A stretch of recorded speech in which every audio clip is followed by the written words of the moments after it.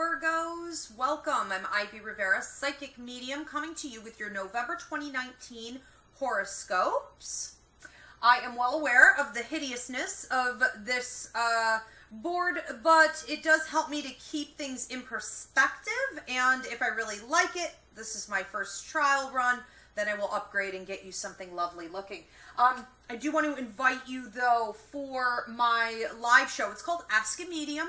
I do this on Instagram, Facebook, and YouTube live. November 7th is the next one at 9 p.m. Eastern. I take your personal questions, and I give your weekly horoscope. If you're interested in Psychic Mediumship Development Level 1 class, we start on November 14th. You can take it online through Facebook Live, and if you're in the New York area, you can join us in person, so check that out. If you want to see a full lineup of public events that I'll be working, or to book a reading with me, we can get all of that information, including the school information, at ivyriverapsychicmedium.com, and I'm going to put that in that link below. Okay, let me see, Virgos, what is going on with you, Virgo, for the month of November? We have a hit here, here, here, here, a little bit here, but that's mostly confusion. Don't talk too much. We have some family, looking to love in your past. And I really have a big love hit here. We have some money increases here and here also, which is interesting because this is a Sunday. Okay.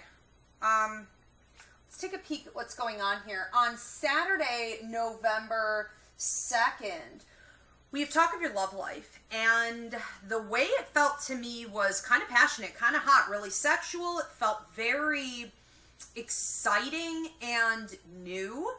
I think that some of you are meeting someone that you may have a past life connection with. I think it's important, though, even though this feels very dynamic, to stay calm and to keep things in check. Sometimes things that feel very passionate and are thrilling and resonate for both of us, it can really sort of suck you into that dynamic, and you can lose sight of reality, such as, you know, is this person completely honest? Is this person really living their life by an ethical code of conduct that you would agree with? How do they treat others? Are they deceptive? Do they steal? Do they lie here and there? What does that mean?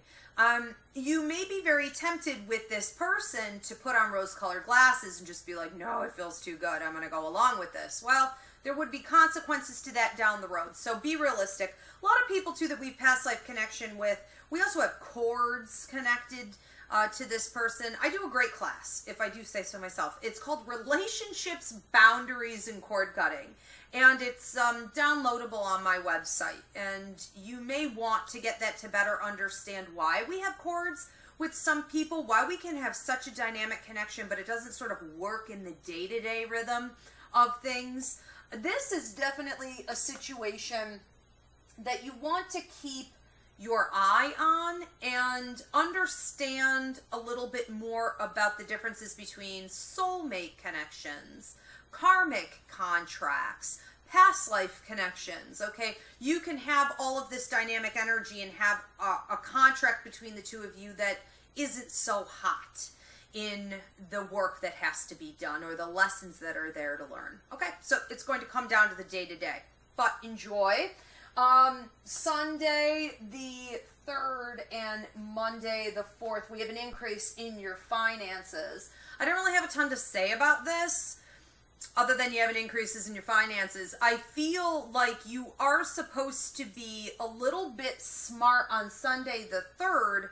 It coming in on a Sunday is interesting in itself, but I do feel like it's supposed to be banked. It's supposed to be put away. You're supposed to be looking at it in terms of what you want to invest. Some of you seem to have a little bit of an attitude that's sloppy with some of your long-term goals, where you've possibly known that you need a new house or you need to invest in your property, or you need to create a more comfortable residency for yourself.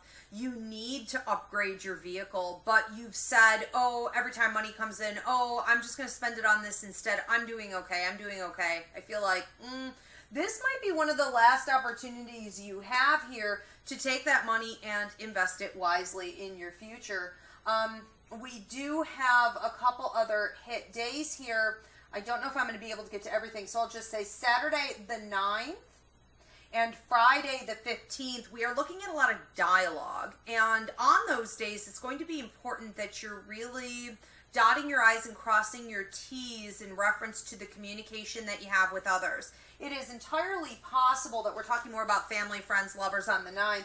And on the 15th, we're talking more about potential business partners. Somebody may even say to you, come out to the bar with us, or come have a drink with us, or meet me up for a quick business dinner.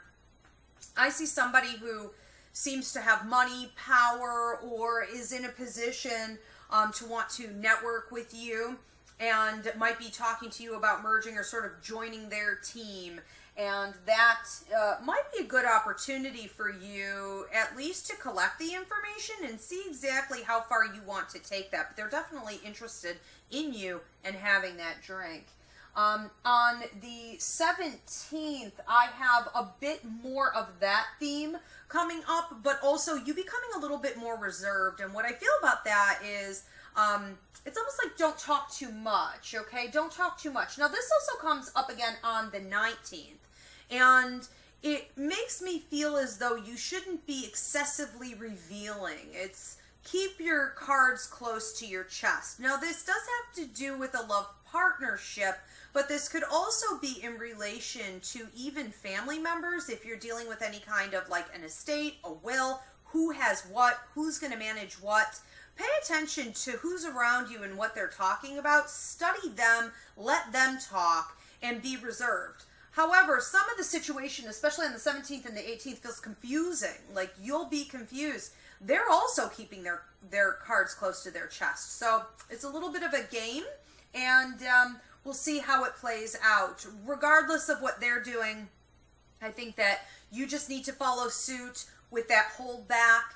And I think you really should be meeting up with your guides, your ancestors, your higher mind. I would do each one of those days at least 10 to 15 minutes of sitting in quiet and asking them to show you what you need to know. Follow your gut instinct, not necessarily your feelings or your logic on those days. We have on the 23rd, a bit of an increase with opportunities. Somebody coming and asking you to either come out or take a trip or, go play. And I feel like you really should. It also feels like a highly creative day. So over here on the 23rd, any of you that are musicians, artists, writers, media outlets, for those of you who speak, you're in the public eye at all, this is going to be an increase in opportunity. On Sunday the 24th, we have talk of love and going backward, looking at where you've been in love, looking at what you want, setting up a real goal structured, almost like an order form on what it is that you want to claim to you, and also releasing some things that no longer serve you. But I see you doing it with a joyous heart. I see you doing it with a refreshed kind of attitude. And you will be attracting more of what you're deserving of if you do your due diligence during that time. On Monday, the 25th, there's a lot of talk of family. There is some talk of you guys almost rekindling with some family that maybe you've put boundaries up with, or you've been distancing yourselves. You could be hearing more from family. I get a sense of friends coming in, trying to spend more time with you, whoever your family is. I'm not referring to blood relation in this, but there's also a sense of you reaching out and putting something together, feeling very strongly that you want to talk to some people you haven't gotten to spend a ton of time with. I do feel like you need to put that time aside. There is also a sense for some of you that you may be deciding, even if you've been on the fence for a long time, you've been like, I don't really know that I want to have a child. This seems like a really huge investment. Surprise, okay? You could just be getting a surprise package. And I think that you're going to handle that well. I think that for those of you who have been on the fence with it, you may have a moment, a spark, a realization that I can do this, or I feel like I'm supposed to do this. I'm supposed to allow this child, this baby, this foster care situation, this adoption, whatever it is. Things may be loosened within the family dynamics, and you could find yourself really considering some very interesting things that you haven't in the past. Okay, Virgo, I want you guys to have a great month. I will see you in December, and if you haven't already done so, I do appreciate the likes and the subscriptions. Thanks so much.